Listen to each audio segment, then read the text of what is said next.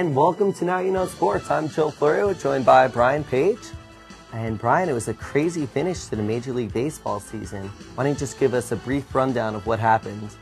All right, well, what a crazy finish to this Major League Baseball season. Personally, I was crying myself to sleep every night. I mean, there were wins, losses, just, playoff tiebreakers. And, obviously the main ones to note are obviously the Mets again fell on the last day of the Major League season, which is pretty rough considering that they went through a managerial change, hopefully to spark something. And it's funny, they lost to the same team on the same day of the last day of the regular season 2 years in a row. Obviously also being the last day of Shea Stadium, that's got to be very depressing for a lot of people in New York. Also, another noteworthy topic, CC Sabathia, coming over from the Indians to the Brewers. In the last week of the season, pitched 3 times in 8 days. Now, this guy is obviously a monster, as a pitcher, but he's also physically a monster, and was able to. I don't know any pitcher who can actually do that. Through a complete game on the last day of the regular season to clinch for the Brewers, and they ended up clinching a playoff spot. So that's great. I think he should actually probably win the Cy Young for just his contributions. What about you? What do you think? Well, I think the big story this year was with the Dodgers. You have Joe Torre leaving New York, fired because he couldn't win the World Series, goes to LA, takes that team into the playoffs, and then you have New York on the sidelines come October because they couldn't even make the playoffs. So I think that's certainly a big headline. And my heart goes out to you Met fans. And obviously 2 years in a row, I don't know how you do it. You dealt with the drama of Willie Randolph, the despair of another year, another heart-wrenching loss in the end of the season. So my hearts go out to you. All right, well, moving along, we're gonna go over to BC football now and look at the quarterback controversy that has really been the hot topic of late.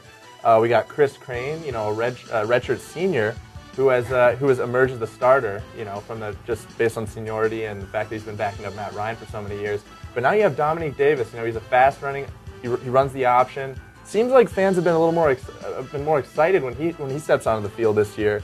And I really think Dominique is going to be the answer. I don't know how Coach Jags is going to do that. I mean, Rhode Island, Dominique got a good amount of the minutes, and he looked good. I mean, he ran the ball well. Our defense is good enough, so I think if we ran the option, our defense can carry us to a lot of victories.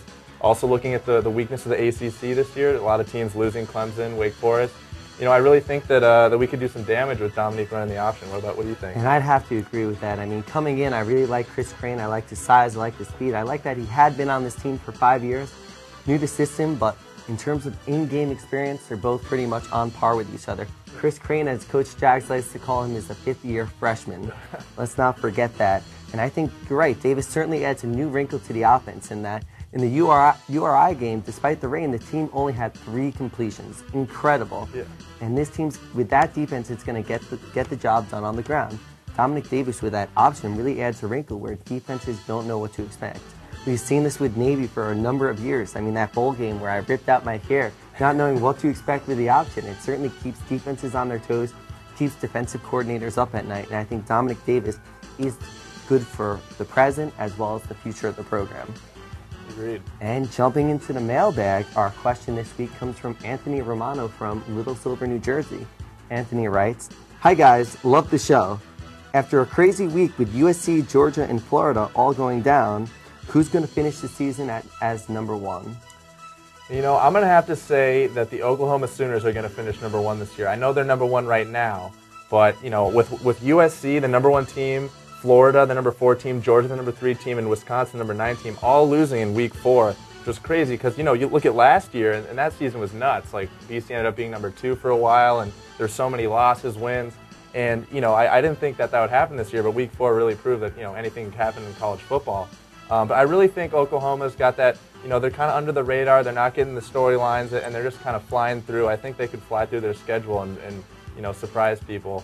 But what about you? What do you think? Ryan, it's amazing. Never in the show have I agreed with a fellow host as much as I have this week, but I absolutely agree with Oklahoma. It has nothing to do with Oklahoma football. I'm sure they have a great program. I'm sure they have a lot of talent on the field, which we all know, but it's really that they just compete in the Big 12.